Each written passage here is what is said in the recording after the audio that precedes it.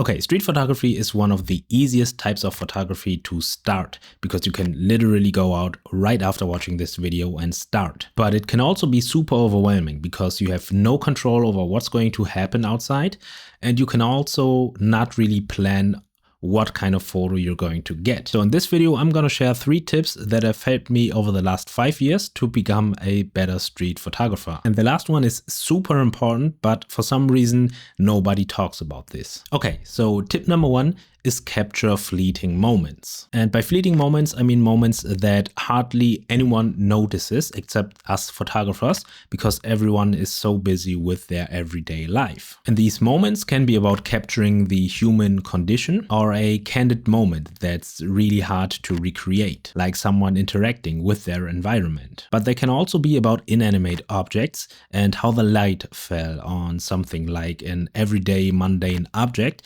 that made it look somewhat special. And these photos are special because of their fleeting nature and because we are passing them by so quickly without really noticing them that when we really pay attention to them, they appear special. And at the same time, these photos are relatable because they are showing a human expression that the viewer can relate with and see themselves in. Or the viewer can just appreciate the fleeting nature of a moment that you captured that went by in an instant. And to be fair, sometimes these fleeting moments can be amazing and kind of unique, and other times they might look super mundane, like just someone walking down the street. And that's okay, because street photography is not always about capturing amazing moments or jaw-dropping scenes that are hard to recreate. For me, street photography is just about going out and documenting the world and everyday moments the way I see them.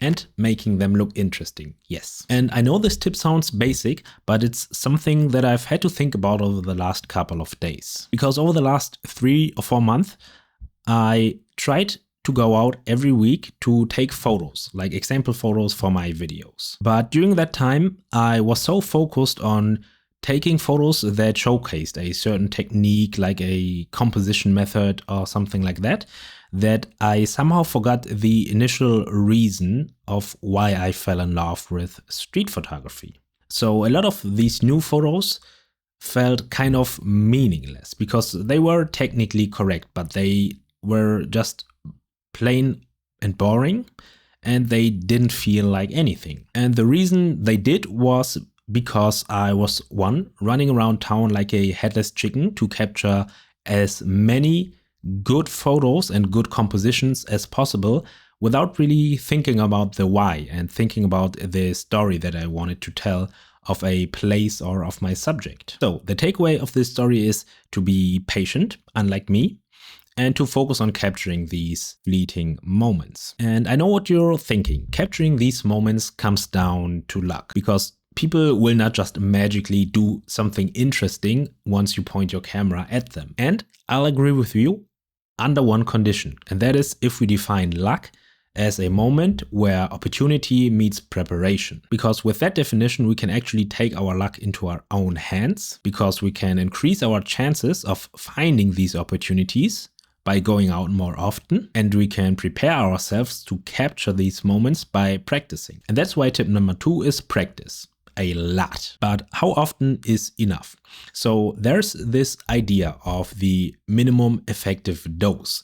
That basically means the minimum amount of time that you need to spend on something to get better at it. And the sweet spot for me is 3 to 4 days a week of photography with a minimum of 1 hour per day, and then spend the rest of the week analyzing and editing your own photos to really understand what makes the photos you like good, and to think about contrast, composition, and all that stuff. And only shooting 3 to 4 times a week gives you enough room to really analyze your photos and have the time to really think about them, instead of building up a huge backlog of photos that you can't really work your way through. And believe me, I've tried shooting 7 days a week when I was a student, and it was fun, it was great, but I realized that I didn't have any time to edit my photos, and I was constantly shooting and kind of overwhelmed by the amount of photos I took. So again, 3 to 4 times is really a good sweet spot. But just going out to shoot without any kind of plan is not enough. You do need to practice intentionally. Otherwise, you will just take the same kind of photo over and over again. And again, believe me, I've done that enough. And so the best way to practice intentionally is to break down photography into practicable components, like composition, for example, taking composition and then breaking that down again into different composition methods like framing, leading lines, negative space, and so on. And then focus on one of these methods and practice it for a week before you move on to the next one. This will really help you master one technique. And truly, practicing it for a week will not make you a master, but if you cycle through the different composition methods and practice them week for week, you will eventually learn how to master it and get better and better at it. And by practicing with intention, you'll get better by at least 1% each day. And this 1% is important because it'll take some pressure off your shoulders. Because honestly, if you go out every day or every couple of days during the week, you won't notice that you are getting better from day to day. But you will notice it from month to month, surely. So if you're not seeing any results immediately, don't stress. Focus on getting better 1% compared to yesterday. And if you do that over the course of a year, you'll get better by 365%. And to help you with that, I created a free ebook about composition and telling stories with your photos, including practical exercises and example images. You can download it via the link in the description. But there's still one final thing that's missing for you to be able to constantly get good results in your street photography. Because going out every couple of days, even when you're practicing intentionally, is no use if you run out of ideas of what to shoot. So to prevent that from happening, you need to find inspiration every week. So the thing about street photography is that everything around you is happening all at once. And there are so many compositions and moments that you could capture that it's easy to become overwhelmed. So instead of going out with no idea what to shoot and letting the chaos of the city consume you, you need to find inspiration first, because that inspiration is what will give you a direction in terms of what to photograph. And that direction is what will help you really focus on a certain technique, because thinking about practicing a certain technique is one thing, but actually practicing it is another. And by seeing how someone else that inspires you executed this idea or this technique is almost like them teaching it to you. Just that you have to actually take your time to analyze the photo and understand how they execute it, so you can then learn from them and implement it yourself in your photography. For example, this photo by Van Hou inspired me to look for places where the light could only shine in through the entrance, and I managed to get this photo. And I'm not saying my photo is as good as Van Hou's, but you can see how the inspiration helped me find a location in my own city outside of Hong Kong to recreate certain aspects from his photo. And a couple of years later, I even took this photo again, which looks quite different from his photo, but really his photo again prompted me to seek a certain location where I could recreate how the light falls into the composition. But just looking at the photos of other photographers is not enough. You need to actually analyze what makes these photos good and why they used a certain composition technique to really understand how you can implement it into your own photography. And you also need to capture these inspirations. So my tip is to save these photos, either by creating a Pinterest folder, for example. I do that all the time. And sometimes I also look on Instagram, I screenshot photos of inspiring photographers, and I save it in my private Pinterest pinwall folder, however they call it. And that helps you to kind of remove yourself from going to Instagram to just mindlessly scroll in the hopes of finding inspiration. And it helps you to use Instagram in a more meaningful way or in a more thoughtful way rather than, doom scrolling. But the most important thing here is to not just copy these photographers. And I'm speaking from experience.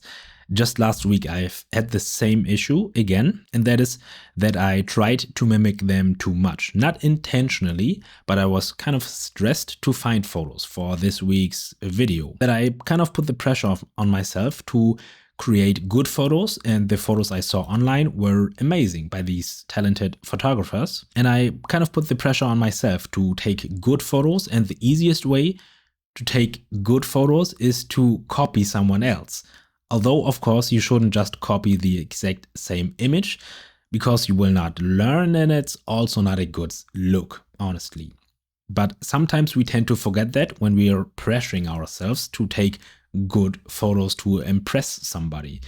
And I'm not trying to impress anybody, but showing your work online and talking about it brings a certain kind of pressure with it. And also I focus too much on trying to recreate the photos I saved for in my inspiration folder. But I also noticed that it's not my style. So I can look at it and think it looks interesting and amazing, but the style was just too candid for me, and I tried it, like photographing into restaurants and capturing the expressions of people, not while eating, but trying to look for a candid moment that kind of hid their identity to protect their privacy, but at the same time trying to capture some kind of candid moment.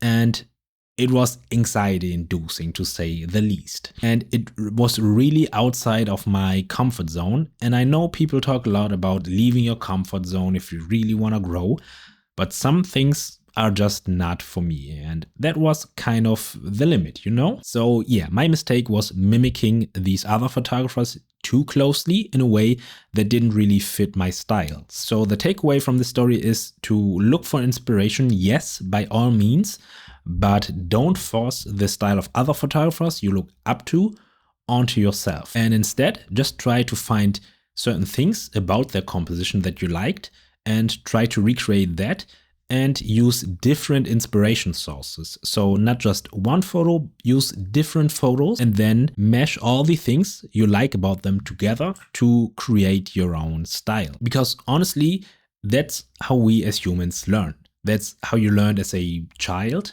to talk. You learned by mimicking what your parents and everyone in your surroundings said, and you repeated it until you were able to speak your own mind.